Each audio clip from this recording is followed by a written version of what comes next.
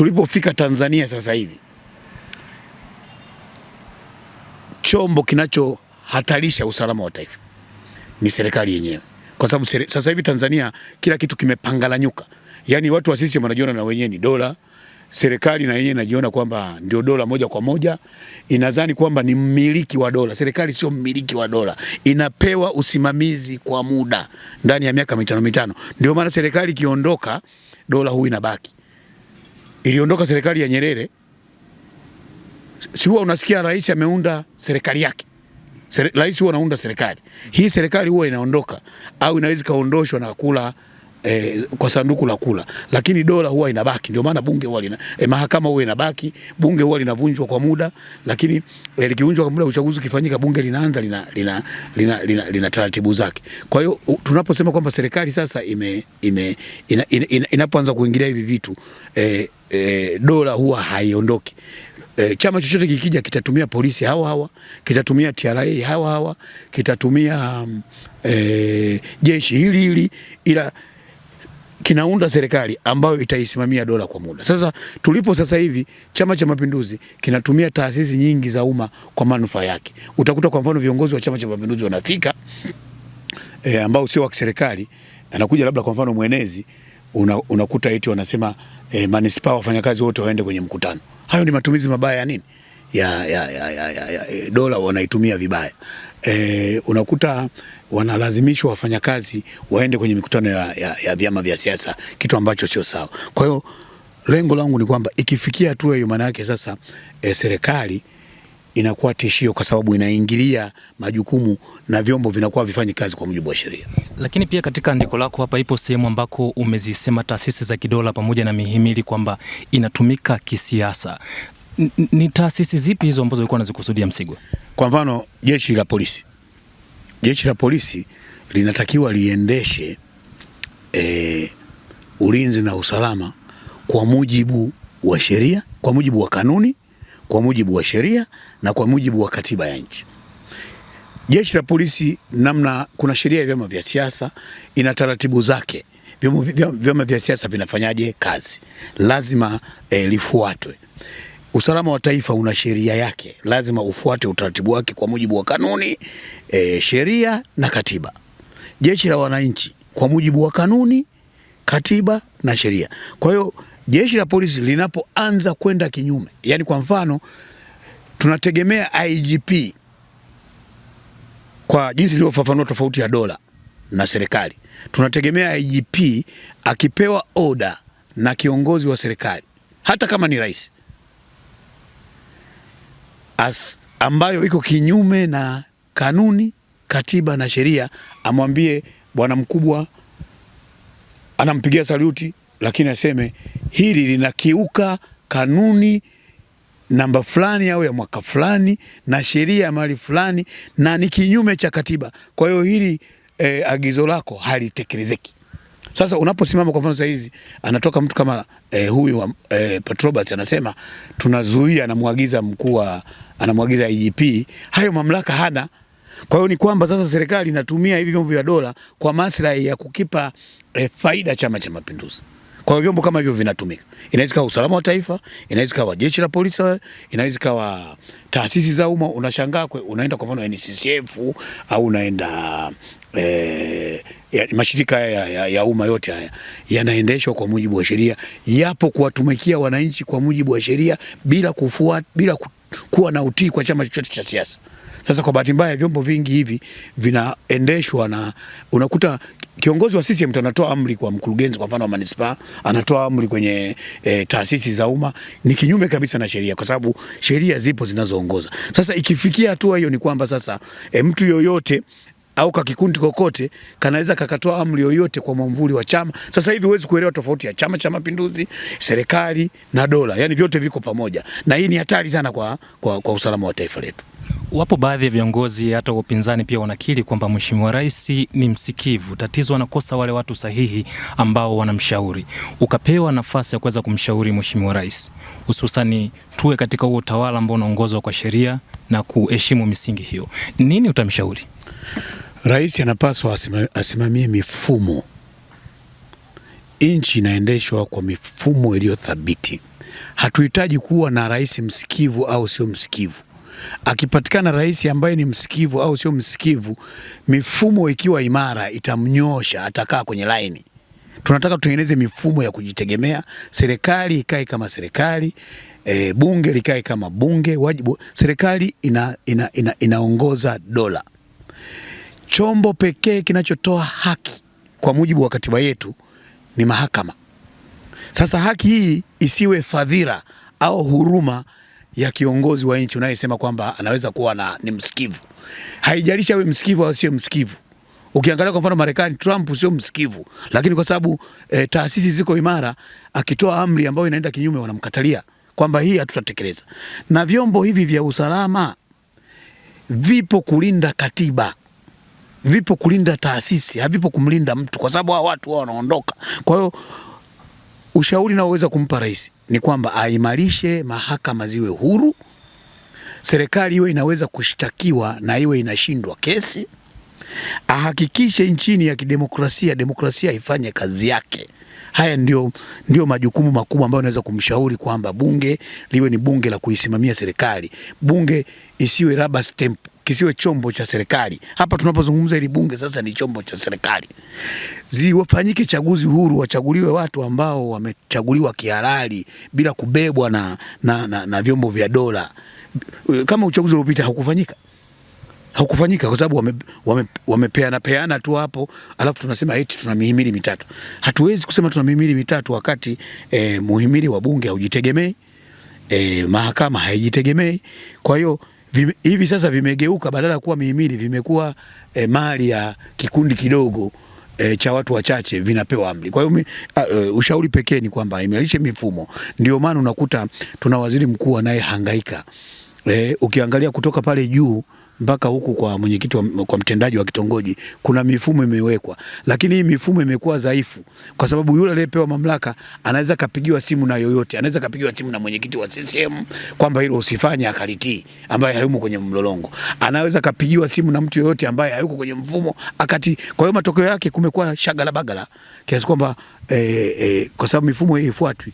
Kwa hiyo mifumo ina nguvu, ndio maana mkuta waziri mkuu anatembea kilomita nyingi kutoka Dodoma aende na Mtumbo kwenda kusikiliza eti watu na mke na mume wamenyimana unyumba, sijui wamenyang'anana na mashamba, wakati vitu vyote kwenye mfumo viko. Haya ni matumizi mabaya ya mali ya umma, lakini vile vile hii ni kuonyesha kwamba hata dhana ya uongozi wa waziri mkuu na wenyewe unakuwa kwenye mashaka, kwamba hizo sio kazi zake. Nchi hii tuna matatizo mengi sana. Yeye anatakiwa kae na rais, washughulike na mambo ya kujua tuna import kiasi gani, tunauza nje kiasi gani. Washughulike na mambo makubwa ya uchumi. Huku chini kama mifumo inafanya kazi, mambo yataenda vizuri, lakini unaweza ukapigiwa simu na OCD, ukapigiwa simu na mkuu wa kituo, ukapigiwa simu na IGP, yani shagalabaka, kila mtu anatoa amri. Na unaweza kushangaa saa zingine amri ya IGP haitekelezwi, inatekelezwa na OCD. Sasa inategemeana huyo OCD yuko connected vipi na watawala huko. Sasa tuwezi kuendesha nchi kwa hivyo, kwa sababu inatakiwa order ikitoka inashuka moja kwa moja. Lakini hapa katikati kuna wengine wana mamlaka makubwa kuliko watu walioko kwenye mfumo, na inashughulika kwenye maeneo mengi. Hii inaleta shida kwa taifa. Ndio maana nasema ni hatari kubwa sana, na Chama cha Mapinduzi kinajiona kwamba kina hati miliki ya kutawala milele, hakiamini kwamba kinaweza kikatoka madarakani. Yaani kimejibirikisha. Hii ndio shida. Sasa hii pressure inazidi kumount kwa wananchi, na kuna mifano mingi duniani hii pressure ili mount. Kiongozi makini hafikirii atumie mbinu gani za kubaki madarakani. Kiongozi makini anafikiri nchi hii nitakapoondoka mimi nitaiacha katika ubora upi zaidi ya vile nilivyoikuta. Huyo ndio kiongozi makini. Kuna sehemu hapo umezungumza kwamba siku zote chama ni cha muda, taifa ni la milele. Ni kwa namna gani sasa unaona chama tawala kimefungamana na serikali? Imefungamana katika maeneo mengi ambayo nimetoka kufafanua. Imefungamana katika mambo mengi. Kwanza kilipofika sasa hivi kichama hakiwezi kushinda uchaguzi bila kutumia vyombo vya dola. Kwa maana haiwezi kushinda bila usalama wa taifa, bila polisi. Siwezi kuliingiza sana jeshi, lakini polisi na usalama wa taifa wanahusika kwa sehemu kubwa sana kuhakikisha kwamba Chama cha Mapinduzi kinabaki madarakani, na hii ni hatari, kwa sababu chama cha siasa kinatakiwa kishinde kwa sababu kina ushawishi kwa wananchi. Ukiwa mwanasiasa kama una ushawishi kwa wananchi, you are not a politician, fanya kazi nyingine. Kwa hiyo kwa muunganiko wake chama cha siasa kinatakiwa kiwe na ushawishi. Sasa CCM haina ushawishi. Hakuna kitu ambacho CCM wanaweza kafanya leo hapa Tanzania wakaitisha mkutano watu wakaenda kwa hiari. Wanalazimika kusomba watu, wengine wanatakiwa wawalipe. Yani kuna kitu kinaitwa sitting allowance. Sasa hivi CCM wameongeza kitu kinaitwa listening allowance. Yani watu wanapewa allowance ili wakawasikilize, lakini hata kuwasikiliza kwenyewe hawawasikilizi. Tofauti na chama kwa mfano cha Demokrasia na Maendeleo. Nyinyi mmekuwa mashahidi, juzi hapa tumefanya mkutano. Jinsi watu walivyokuwa naenda kwa wingi kwa hiari kwenda kwenye mikutano. Sasa chama kimepoteza ile influence. Kwa hiyo kinalazimika kutumia dola, nguvu, kusomba watu, kuwapa hiyo listening allowance, yani wanalipwa ili wasikilize. Na mikutano yao mingi ni sio organic, ni rented crowd. Yani ni mikusanyiko iliyokopwa au inayolipwa ili ije kusikiliza. Sasa kwa hatua iliyofikia ni hatari sana, kwa sababu kunyang'anya, watalazimika wawe wanaua sana ili wabaki madarakani, ambayo na yenyewe itafika mwisho. Kama matokeo yaliyotokea, mauaji yaliyotokea tarehe 29, yale mauaji yote yalitokea kwa sababu wanataka wabaki madarakani. Sasa sielewi wamejipanga kiwango gani kwamba mwaka 2030 wanataka waue watu kiasi gani tena ili wabaki madarakani. Na ndio maana nasema imejifungamanisha, na hii ni hatari kwamba kuamini kwamba wewe huwezi kutoka madarakani, utalazimika kuua. Na mifano mingi nimeieleza kwenye majukwaa mengine, lazima wataporomoka. Kwa sababu wananchi hawatakubali. Na hili doa hili walilolipata tarehe 29 hili ni kwa sauti kubwa ya Heche. Hili lazima iondoke na CCM. Na kwa bahati mbaya, kwa sababu imejifungamanisha, hata watendaji wabaya ndani ya serikali watu wanaona ni CCM. Yani CCM imejifanya kama na yenyewe ni serikali. Kwa hiyo mauaji yametokea na CCM inachanganywa huko. Kumbe litakiwa lile doa la vyombo vya nini? Vya ulinzi na usalama. Sasa kwa sababu CCM wamejichanganya, chochote kibaya kinachofanywa na serikali na wenyewe wamo humo. Kumbe CCM itakiwa kibaki chama cha siasa ambacho kiliunda serikali, na watendaji wa serikali wakikosea, CCM iwe na uwezo wa kuwajibisha. Nakumbuka nikiwa bungeni wakati wa Kikwete, kuna mauaji yalitokea Tokomeza. Ilibidi mawaziri wengine wawajibishwe bungeni. Chama kilikuwa kinatoa matamko. Nakumbuka ule wakati wa Nape na Mzee Kinana walikuwa wanapita wanasema kuna mawaziri mizigo. Chama kilikuwa kina uwezo wa kuisimamia serikali. Sasa hivi chama hakina uwezo. Hakina uwezo kabisa, huwezi kumchukua kiongozi yoyote wa Chama cha Mapinduzi ukasema simame hapo mbele aongee na wananchi wakamsikiliza. Hayupo. Kimeondoka kwenye dhana ya utu ya Mwalimu Nyerere, kimeondoka kwenye dhana ya kwamba ni chama cha watetezi wa wanyonge. Hakipo. Na ndio maana sisi tuna ujasiri popote tutakaposimama. Sasa kwa sababu umepaniki kama hivi sasa, ndio wanatoa maamri ambayo ni kinyume cha sheria. Pat Roberts hana mamlaka hiyo, na kwa bahati mbaya nao polisi nao wanatii, kwa sababu dola inasambaratika kwa sababu inatii sheria ambayo inatii amri ambayo haipo kisheria. Sasa hii ni kutumbukia shimoni zaidi. Msigwa, wapo baadhi ya viongozi wa chama tawala pamoja na serikali wanaweza kuona haya maoni unayoyatoa pamoja na lile andiko lako labda ni maoni yako tu ya kisiasa na hayapo katika uhalisia. Hizi nimeongea ni facts. Ni facts, labda nikuelekeze huyu anayetaka kuja apinge. Nikisoma kwa kichwa utasema labda ninatoa kichwani. Lakini haya nayo yasema ni yasome ili mtu akitaka kunipinga nipinge. Dola ni nini? Dola ambayo manake ni state. Naomba niyasome hapo univumilie ili watu wasiseme mimi natoa kichwani. Sasa kama mtu anapinga hayo anayosema, aje na yeye na hoja yake. Tena hii ni masomo ya civics ya darasa la 3 la 4 tu. Nikimchukua mtoto wangu Simeon inapita, haya wanaweza kuyaeleza, lakini haya yamepotea na serikali hataki kufundisha watoto wetu hawa. Somo la uraia halifundishi kama inavyopaswa. Dola ni nini? Dola ni taasisi ya kudumu ya taifa inayojumuisha katiba, bunge, serikali ambayo ndio mtendaji, mahakama, vyombo vya ulinzi na usalama na taasisi nyingine za umma, kwa mfano TRA, NCCF, kuna vitengo vingi vya umma, hiyo inajumuisha dola. Sawa? Na dola haibadiliki kila baada ya uchaguzi. Serikali ndio hubadilika. Sasa aje mtu anipinge katika swala hilo. Sasa serikali ni nini? Serikali ni sehemu ya dola. Serikali sio dola, ni sehemu ya dola. Ni muhimili mtendaji unaopewa mamlaka kwa muda kupitia katiba na sheria ili kuendesha shughuli za nchi. Sasa hivi hapa inajigeuza kwamba yenyewe ni dola, ni sehemu ya dola na wajibu wake ni kusimamia utendaji. Mamlaka ya serikali yatokana na katiba, sio kinyume chake. Ndio maana wanapewa miaka 5 wanaendelea. Nieleze na bunge ili watu wapate picha zaidi. Bunge ni muhimili wa dola wenye kazi ya kutunga sheria, kuidhinisha matumizi ya fedha za umma, kuisimamia na kuiwajibisha serikali kwa mujibu wa katiba yetu. Mahakama ni muhimili wa dola wenye jukumu la kutafsiri sheria na katiba, kusuluhisha migogoro, kulinda haki na kuhakikisha sheria inafuatwa. Sasa nikwambie mipaka ya serikali. Nimesema hii ni sehemu. Sasa huyu anayesema kwamba mimi ni maono yangu atuletee yeye somo la uraia ambalo linaenda kinyume na haya ninayoyasema. Mipaka ya serikali ndani ya dola. Serikali nimesema ni sehemu ya dola, lakini serikali sio dola. Sawa? Dola limejumuisha vitu vingi na serikali ikiwemo. Sasa serikali sio dola. Ni msimamizi wa mamlaka ya dola kwa muda, serikali. Kwa hiyo ina mipaka ifuatayo ndani ya dola. Sawa? Haiwezi kuwa juu ya katiba. Serikali yapaswa kuwa juu ya katiba. Unaposimama unasema mikutano imesimamishwa, unavunja katiba. Tayari serikali imekwisha kuwa juu ya. Sasa ngoja nimalize kwanza mipaka. Sawa?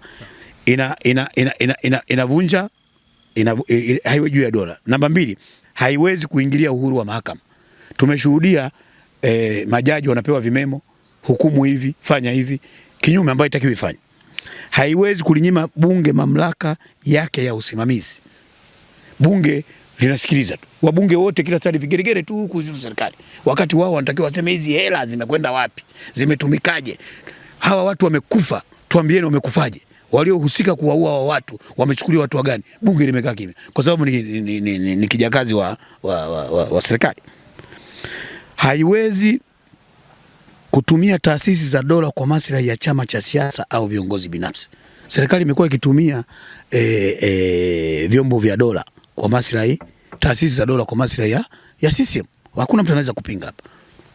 Wanalazimisha wafanyakazi waende huko, wanalazimisha vitu vingi waingie kufanya kazi ya siasa. Huwezi kuwa sasa hivi mkuu wa kitengo au mkuu wa idara mpaka uwe na kadi ya CCM. Wanalazimisha haya mambo yapo. Kwa hiyo serikali inawajibika kwa wananchi kupitia katiba ya sheria, bunge na mahakama. Kwa maneno mengine, serikali ni mdhamini wa dola, si mmiliki wa dola. Na ukisoma katiba yetu ya Jamhuri ya Muungano, hii katiba mbaya tunataka kuibadilike. Katiba ya Jamhuri ya Muungano ya Tanzania ya mwaka 1977 ibara ya 4 inaweka mgawanyo wa madaraka kati ya mihimili mitatu ya dola: bunge, serikali mtendaji na mahakama. Na ibara ya 107A inatambua mamlaka ya mahakama na kusisitiza kuwa utoaji wa haki utafanywa kwa kuzingatia katiba na sheria. Katiba hii imesema, lakini vitu vyote vizingatiwe. Kwa hiyo dola ni ya wananchi, serikali ni ya muda, bunge hutunga sheria, mahakama hutafsiri sheria na serikali hutekeleza sheria. Serikali inapojaribu kujiona kuwa ndio dola, mipaka ya utawala wa sheria huanza kufutika na demokrasia huingia hatarini. Sasa niulize swali lako. Sasa Msigwa, katika hayo yote ulikuwa umezungumza, tupo sehemu ambako serikali inajifanya dola. Chama tawala kinafungamana na serikali. Kwa mustakabali na usalama wa taifa, nini kifanyike? Tunatokaje hapa? Hiyo sio kwa usalama wa taifa. Ikifanya hivi kishingamana sio mustakabali wa taifa. Actually inakuwa ni hatari kwa usalama wa taifa. Tunatokaje sasa hapa? Kutoka hapa ndio maana sisi tunadai katiba mpya, na ikiendelea kwamba itaendelea kufanya hivi hapa, lazima wananchi wataandamana. Kwa sababu hili tatizo sio swala la Chadema, ni tatizo la wananchi wote Tanzania. Kutoka hapa ni kwamba lazima serikali jitenge, vyama vya siasa vijitenge, mali za umma zisitumike kukinufaisha chama kimoja, kwa sababu katiba yetu inasema nchi hii ni nchi ya kidemokrasia ya vyama, mfumo wa vyama vingi. Wajibu wa polisi kwa mfano, wana haki ya kulinda, na wakiona kuna viashiria vya ukosefu wa uvunjaji wa amani, wana haki ya kulinda nchi yao. Lakini nchi hii, anayetaka kufanya siasa alindwe, ambaye hataki kufanya siasa alindwe, anayefanya biashara alindwe. Huwezi kusema sasa, kwa sababu wanasema tunazuia kwa mfano mikutano ya vyama vya siasa. Mimi ndio kazi yangu. Katiba haisemi kwamba wanizuie kufanya kazi. Kwa hiyo mimi wapo wananinyima haki zangu za msingi, ni uvunjaji wa katiba. Kwa sababu mimi ni mwanasiasa, nataka niongee na wananchi, niwashawishi, niwaambie ubaya wa serikali iliyoko madarakani, ili itakapofika uchaguzi tuwatoe. Unapozuia, kimsingi kuzuia mikutano ya vyama vya siasa ni kukipendelea chama cha kilichoko madarakani. Yani ni sawa na kwenye mpira, refa anakuwa sehemu yenu, wewe hatu kinawa anakuacha tu. Ukishika ukimkwatua mtu na njumu anakuacha ili timu yake ishinde. Ndio sasa serikali na imemiliki imekamata vyombo hivi, vinatumika kwa maslahi yao kubaki madarakani. Kwa hiyo huwezi kusema kwa kufanya hivyo wanalinda usalama wa taifa. Hiki wanachokifanya, wanahatarisha usalama wa taifa ni hatari zaidi kuliko maadui wa mipakani, kwa sababu ulinzi wa usalama wa taifa una misingi mitano. Usalama wa taifa una misingi mitano, na hii misingi mitano, la kwanza, kabla sienda kwenye hiyo misingi mitano, usalama wa taifa linakuwa salama pale wananchi wanapokuwa na imani na dola. Ninapozungumzia dola, kama nisema katiba yao wanaona inaheshimiwa, serikali inafuata utaratibu, taasisi za umma zote zile kama mahakama, bunge, kila kitu kinasimama. Wananchi wakiviamini vitu, usalama ndani ya taifa unakuwa mkubwa sana. Tutakuwa na shida tu ya nje kwa sababu wanakuwa wametengamaa. Na usalama wa taifa haujengwi kwa nguvu za dola peke yake. Usalama wa taifa unajengwa juu ya nguzo tano. Nguzo ngapi? Tano. Ya kwanza, ili kuwe na usalama wa taifa ndani ya nchi, katiba lazima iheshimiwe kuliko matakwa ya watawala. Hilo ni jambo la kwanza. Katiba lazima ifanye nini? Iheshimiwe kuliko matakwa ya mtu, sijui ni mpole au msikivu. Hapana, lazima katiba ifanye nini? Iheshimiwe. Nguzo ya pili, taasisi zinajitegemea na kutenda haki bila upendeleo. Zile zinajitegemea, haziingiliwi na mtu. Kwa mfano mahakama, jaji au hukumu kufuatana na mujibu wa sheria, asipewe kimemo na mtawala yoyote. Bunge liisimamie serikali, ikikosea liikosoe na liiwajibishe. Tatu, sheria kutumika kwa usawa kwa kila mtu. Watanzania wote wewe wanaona kwamba nikienda mbele ya sheria nitahudumiwa sawa na Juma, nitahudumiwa sawa na Hamisi na Petro na Hamisi. Sitabaguliwa kwa dini yangu, sitabaguliwa kwa chama changu cha kisiasa, sitabaguliwa kwa katiba yangu. Sheria itanihukumu sawa. Watu wanaanza kuwa na imani na nchi yao na serikali yao. 4, ushindani wa kisiasa ulio huru na haki. Bwana mwandishi, wewe unadhani ushindani wa kisiasa una huru na haki kwenye nchi yetu? Utafukuzwa kazi. Nikuulize wewe. Mimi nasema haupo, na Watanzania wote wanaona haupo. Wananchi waone ushindani wa kisiasa, yani jinsi inavyotendewa Chadema, inavyotendewa CCM, inavyotendewa TLP, inakuwa haki. Leo imefika mahali mtumishi wa umma akifuata haki, watu wasema wanasema huyu atakuwa Chadema huyu. Yani mtu anayefuata haki watasema Chadema, kumbe Chadema ndio tunaofuata haki. Kwa hiyo vitu lazima viwekwe sawa. Na la mwisho, serikali inayowajibika kwa wananchi na kujenga imani yao. Hizi ndio nguzo ngapi? 5. Usalama wa nchi unakuwa umetengamaa. Sasa kwa bahati mbaya, mambo yote ninayozungumza haya yote ukiweka kwenye mizani ukalinganisha na jinsi CCM inavyofanya kazi, CCM wana kazi sana. Na ushauri wangu wa bure kwa Chama cha Mapinduzi, warudi kwenye CCM ya Mwalimu Nyerere, ya utu, haki, usawa, uzalendo. Hii ya makaratasi, wanasema utu ni wa makaratasi tu. lakini hauko utu kwa vitendo. Chama cha Mapinduzi kimelea mafisadi. Kuna ufisadi wa kutisha sana kwa viongozi, mawaziri na watu wakuu wa taasisi mbalimbali. Wanaiba mali nyingi sana ambazo zingekuja kwenye maendeleo ya wananchi huko. Watanzania, haya niliyoyazungumza bila kujali itikadi za vyama vyetu, hebu tuyatafakari. Wengi mnatumika bila kujua, lakini kuna wachache wanaofaidika. Tulione taifa kama la kwetu sisi sote, iwe ni mwana CCM, uwe Chadema, uwe chama chochote, turudi kwenye uzalendo. Lakini nchi yetu imefika mahali ambapo vyombo vya umma vinachezewa na kikundi kidogo cha watu ambacho kimejimilikisha. CCM haipaswi kujimilikisha dola. Na hata huko CCM sio wote, ni wachache fulani ambao wamejimilikisha, au wengine huko wanatumika tu. Kwa hiyo maoni yangu kwa wananchi, hebu turudi tuiwajibishe serikali itimize majukumu yake, na ikibidi kwa pamoja tuikatae serikali hii, na ili tuliweke taifa letu katika misingi imara ambayo hata baba wa taifa alianzisha. Hii CCM iliyopo hii, utu wanaosema uwajibikaji uko kwenye makaratasi, lakini sio ile ya Mwalimu Nyerere. Alikuwa anatufundisha siasa ni kilimo. Mwalimu Nyerere alikuwa anasema utu alikuwa anaonekana. Ulimuona kwa mfano baba wa taifa hakuwasogeza watoto wake kwenye mambo ya siasa. Walikaa mbali. Hatukuwahi kuona Mwalimu Nyerere anatuhumiwa kwamba sijui madaraka au makongoro. Hata Makongoro juzi amezungumza, alivyotaka kugombea akamwambia kaongea na baba yako, akasema baba naye mfahamu, haya mambo hawezi kunisikiliza. Aliheshimu. Tufike mahali tuheshimu vyombo vifanye kazi kwa mujibu. Haya mambo yanaleta maneno mengi kwamba kuna nepotism, watu wanapendeleana, watoto wa viongozi wanakuwa na nguvu na sauti kubwa kwenye mambo ya nchi. Haiwezekani. Tuliyaona haya mambo, baba wa taifa hakuyaendekeza, Mkapa hakuyaendekeza.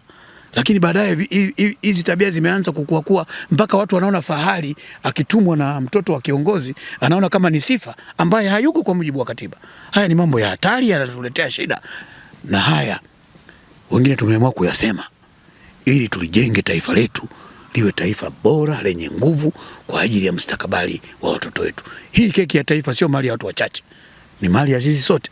Lazima tutayasema. Haya mambo mengine niliyoyasema tutayasema kwenye mikutano inayokuja. Tunajua watafungua tu, kwa sababu hawana namna, watafungua mikutano, tutayazungumza. Kuna tofauti kubwa sana kati ya peacekeeping na peace making. Na mara nyingi sana serikali ya Chama cha Mapinduzi inapenda kuwaambia wananchi kwamba tudumishe amani. Sawa. Lakini umuhimu ni kujenga amani. Kudumisha amani ni kwamba unaona watu wanagombana, unasema msigombane, mtulie tu, msigombane. Huko ni kutunza au kudumisha amani kwa muda. Lakini kujenga amani, ukikuta watu wanagombana, unatafuta chanzo cha ugomvi wao. Hiyo ndio kujenga amani, tunaita peace making. Ndio maana kwenye Biblia Yesu alisema heri wapatanishi, maana hao wataitwa wana wa Mungu. Na nimesahau hata kwenye Qur'ani imeandikwa. Kupatanisha, unapatanisha watu waliogombana. Na wanaogombana kuna kuaga na sababu kwa nini wamefanya nini? Wamegombana. Sasa CCM inatumia kichaka cha kusema tudumishe amani bila kuangalia chanzo cha ugomvi. Kwa mfano, kuna kuaga na ugomvi kati ya wakulima na wafugaji. Wakulima wanalalamika kwamba wafugaji wanaleta mifugo yao kwenye mazao yao. Wafugaji wanalalamika kwamba wakulima huwa wanaweka sumu kwenye maji yetu. Kwa hiyo kunatokeaga na ugomvi. Hawa wanasema mnaweka sumu kwenye maji yetu ili ng'ombe wafe. Hawa wanasema mnalisha ng'ombe wenu au mifugo yenu kwenye mashamba yenu. Kwa hiyo pale huwezi kwenda ukasema msigombane. Wakati wakipeleka ng'ombe wao watakunywa maji yenye sumu au watakula mazao ya. Kwa hiyo lazima ukae chini na wafugaji na wakulima. Shida yenu ni nyinyi ni nini? Na nyinyi shida yenu ni nini? Sasa hapa ili ku make peace making, unasema shida ni maji na mazao. Tuweke mipaka. Maji yenu mtakunywa hapa au tutaweka na ulinzi, na kilimo mtalima huku, na nyewe mifugo mtafuga huku. Hiyo inaitwa peace making. kwamba wale watu wasifanye nini. Ukija kwenye siasa wewe unasema tudumisha amani, watu wanavuruga amani, wakina Mwigulu wanaongea nani kile mtu tutalinda amani kwa nguvu. Amani hailindwi kwa nguvu, amani inalindwa kwa trust. Kinachokuja ni nini? Wewe tunakwambia hili jeshi la polisi linakupendelea. Unaweka refari wako mwenyewe, unamchagua mwenyekiti wa tume ya uchaguzi wewe. Tukienda kwenye uchaguzi, mahakama jaji unamchagua wewe. Hutaki kushtakiwa. Alafu tukidai hivi vitu unasema hawa wanavuruga amani. Mkaage tu, mtuliage tu. Tunasema tuwe na tume ya uchaguzi huru. Tuwekane mipaka sawa kwamba amani tunayoijenga wewe uridhike na mimi niridhike. Sasa hawa hawataki. Anakuwa na refa wake. Wewe unavaa anasema wewe uvae njumu za kawaida, yeye anavaa njumu za chuma. Akikukwatua hata damu inatoka, ukilalamika anasema unaharibu amani. Akikupiga ngumi anasema ukaage kimya. Sasa huo ni wenda wazimu ambao tumefika mwisho kwamba we are sick and tired na hizi lugha za kusema tudumisha amani. Tunataka lugha za kujenga amani. Na ndio maana katika Biblia tena kuna mfano mwingine wa Lot na Abraham. Wafugaji wake walikuwa wanagombaniana eneo la kuchunga, eneo la malisho. Walipoanza kugombana ikawa vita kali.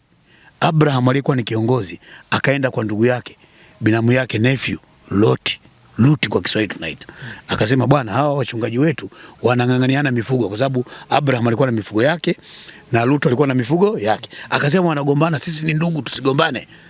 Akasema sasa ukichagua upande huu, mimi nitaenda upande huu. Ukichagua upande huu, mimi nitaenda upande huu. Lot akachagua upande wake. Kwa bahati mbaya akachagua Sodoma na Gomora na kwenda kupata matatizo. Lakini alivyochagua ugomvi kwa nini? Hiyo ndio peace making.